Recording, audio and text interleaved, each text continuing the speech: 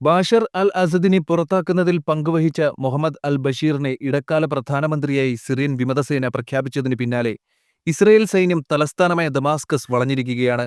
President Bashar al Assad റഷ്യയിൽ അഭയം തേടിയതോടെ താൽക്കാലികമായി നാഥനില്ലാക്കളതിയായ സിറിയയുടെ അവസരം മുതലാക്കിയാണ് ഇസ്രയേലിന്റെ പുതിയ നീക്കം. വിമാനത്താവളങ്ങൾ, വ്യോമനാവിക കേന്ദ്രങ്ങൾ എന്നിവ നാമാവശേഷമാക്കിയ കനത്ത വ്യോമാക്രമണങ്ങൾക്കിടെ ഇസ്രയേൽ കരസേന സിറിയൻ തലസ്ഥാനമായ ദമാസ്കസിനരികെ എത്തിയതായി റിപ്പോർട്ടുകളിൽ പറയുന്നു. പ്രതിപക്ഷ സേനയ്ക്ക് അധികാരം കൈമാറാൻ തയ്യാറാണെന്ന് നിലവിലെ പ്രധാനമന്ത്രി ഗാസി മുഹമ്മദ് ജലാലി പ്രഖ്യാപിച്ചതിനിടെയാണ് സിറിയയിൽ ലോകത്തെ ഞെട്ടിച്ച് ഇസ്രയേൽ അധിനിവേശം. ദമാസ്കസ് വിമാനത്താവളത്തിന് 25 കിലോമീറ്റർ അകലെ ഖദനിയിൽ ഇസ്രയേൽ യുദ്ധടാങ്കുകൾ തമ്പടിച്ചിരിക്കുകയാണ്. ഇസ്രയേൽ അധിനിവേശ ഗോലാൻ കുന്നുകളെ സിറിയൻ അതിർത്തിയുമായി വേർതിരിക്കുന്ന നിരായുധീകരിക്കപ്പെട്ട മേഖലയിൽ നിന്ന് 10 കിലോമീറ്റർ അകലെ സിറിയൻ പ്രദേശത്താണ് ഖദന.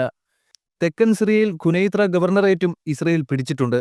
ഗോലാൻ കുന്നുകളോട് ചേർന്ന ബഫർ സോണിൽ 400 ചതുരശ്ര കിലോമീറ്റർ പ്രദേശം കഴിഞ്ഞ ദിവസം പിടിച്ചിരുന്നു. ഇതിന്റെ തുടർച്ചയായി ഹെർമോൺ മലയിലും നിരവധി സമീപ ഗ്രാമങ്ങളിലും കടന്നുകയറിയിട്ടുണ്ട്. ഇവിടെ 18 കിലോമീറ്ററോളം സിറിയൻ പ്രദേശം ഇസ്രയേൽ പിടിച്ചതായാണ് കണക്ക്.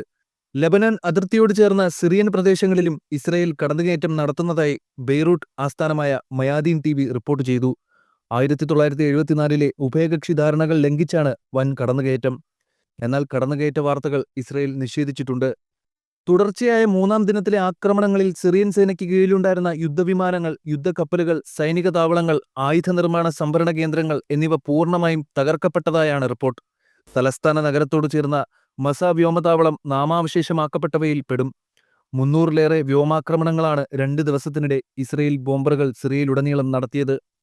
തീവ്രശക്തികളുടെ കൈകളിൽ എത്താതിരിക്കാനെന്ന പേരിൽ സമീപകാലത്തെ ഏറ്റവും കനത്ത ആക്രമണത്തിൽ ലഡാക്കിയ തുറമുഖത്ത് നങ്കൂരമിട്ട യുദ്ധക്കപ്പലുകൾ തകർത്തു.